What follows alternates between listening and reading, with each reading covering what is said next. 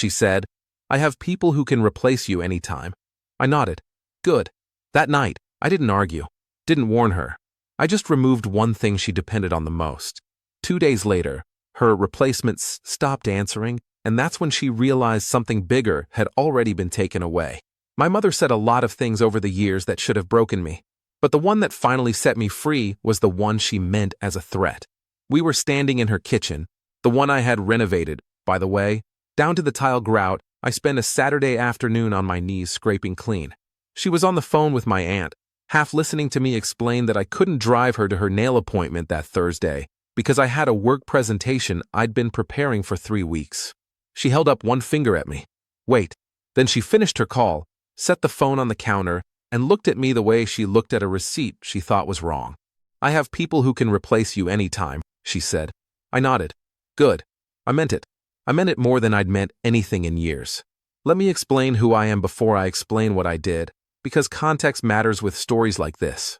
I'm 31. I work in IT infrastructure for a mid-sized logistics company. I make decent money, nothing flashy, but enough that I bought my own place at 28 and still managed to cover my mother's car insurance, her streaming subscriptions, her internet bill, and the occasional grocery run when she called to say she was stretched thin. I am the eldest of 3. My brother Darius is 26 and works part-time at a sporting goods store when he feels like showing up. My sister Priya is 23 and is, in my mother's words, still finding herself, which means she hasn't worked a full month consecutively since she graduated high school 5 years ago. I have been my mother's logistics coordinator, emotional support, handyman, and ATM since I was 19 years old and got my first real job. Not because she was struggling, she owns her home outright, inherited from my late grandfather. Not because she had no one else.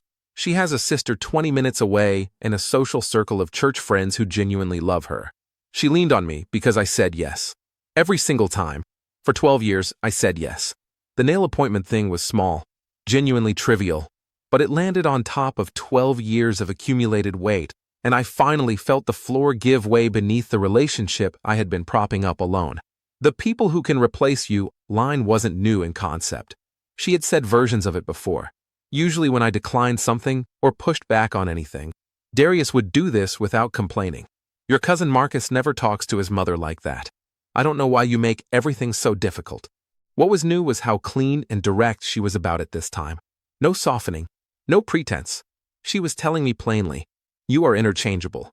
You are a function, not a son. I drove home that night, and I sat in my car in the parking garage for probably 20 minutes. Not crying, not angry, just doing the math. Here is what I had set up for my mother over the past 4 years, because I am the kind of person who solves problems systematically. I had put her on my phone plan, a family plan I managed, for lines, and I paid the primary bill. I had set up her internet through a provider where I was the account holder, because she had a billing dispute years ago and asked me to take it over. I had connected all her streaming services, 4 of them, under my email and payment method. I had set up her Google account and was the recovery contact.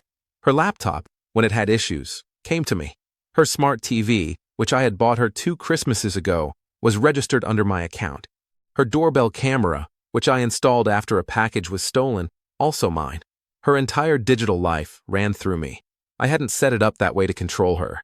I want to be honest about that.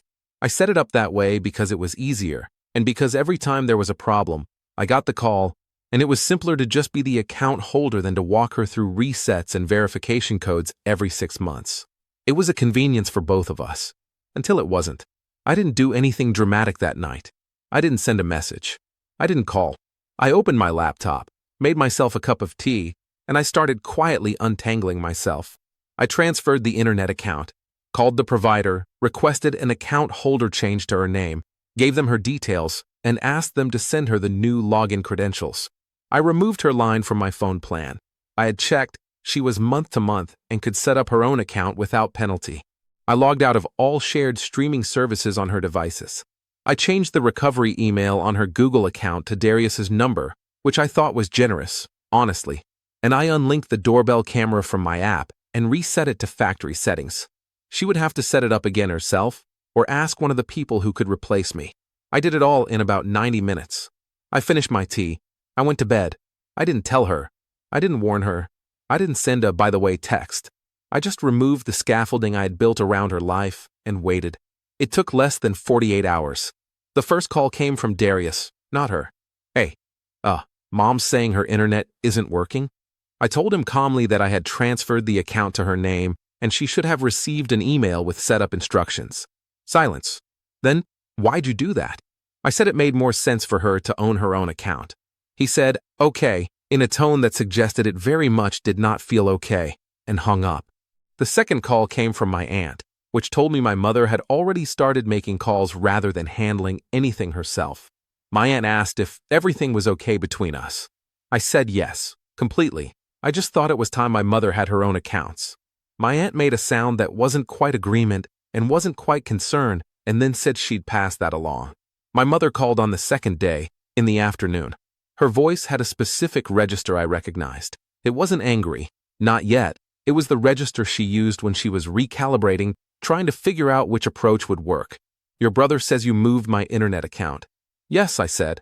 You're the account holder now. It makes more sense. I don't know how to deal with all that. The email has instructions. If you get stuck, Darius can help. A pause. Darius doesn't know about these things. You have people who can help, I said. Not mean, just even. I'm sure someone can figure it out. The silence that followed was long enough that I thought she might hang up. Instead, she said, quieter, what is this about? And that was the question, wasn't it? Not about internet accounts. Not about nail appointments or phone plans. It was about 12 years of yes, ending without ceremony, without a fight, without the dramatic confrontation she probably would have known how to handle. I didn't yell. I didn't send a long message itemizing every grievance. I just stopped being the infrastructure her life ran on, quietly and completely. Nothing is wrong, I said. I just thought you should have your own things in your name. It's healthier that way. Over the next week, I learned things. I learned that Darius, when asked to help set up the internet, came over once, couldn't figure it out, and told her to call the provider herself. I learned that my aunt helped her for an afternoon, but doesn't have the patience for tech stuff, and eventually gave up. I learned that my mother's church friend, whose son works with computers, came by and got the internet sorted, but then my mother called him 3 more times over small things until he started answering less quickly. The streaming services, she either figured out or went without. I don't know which, and I noticed I was genuinely comfortable not knowing. She texted me 2 weeks later. Not an apology, not exactly. More like an opening. Haven't heard from you. Hope you're okay. I replied, I'm good. Work has been busy. Hope you're well. We texted a few more times over the following weeks. Normal, surface-level stuff. It felt strange at first, like speaking a language I only half remembered. But it also felt, for the first time in a long time, like something I was choosing rather than something I owed. I've thought a lot about what actually happened. Not the practical stuff, the accounts and the phone plan and all of that. I mean what actually happened. The thing I took wasn't internet service. It was the assumption. The assumption that I would always be there, always absorb it, always show up no matter what she said or how she said it. That assumption had been the most expensive thing I owned, and I had been paying rent on it since I was 19 years old. I'm not estranged from her. I'm not out here telling people to cut off their families. That's not what this is. I've seen her twice since then. Once for Darius's birthday dinner.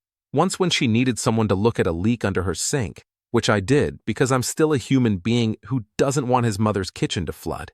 Both visits were shorter than they used to be. Both were quieter. She hasn't said anything about people who could replace me. The thing is, she was right. There were people. People who could drive her to appointments. People who could help with her internet. People who could sit with her when she needed company. She had built a life with real relationships in it. Relationships she had simply never needed to rely on because I was always first in line. Removing myself didn't destroy her. It just meant she had to remember that those other people existed. And I got to remember something too, that I had a Thursday presentation I was proud of, a project I had worked on for 3 weeks, and not a single person in my life asked how it went. I presented it. My manager said it was the clearest infrastructure proposal she'd seen all year. My team lead asked if I'd consider leading the next one. I said yes. And that yes felt like mine.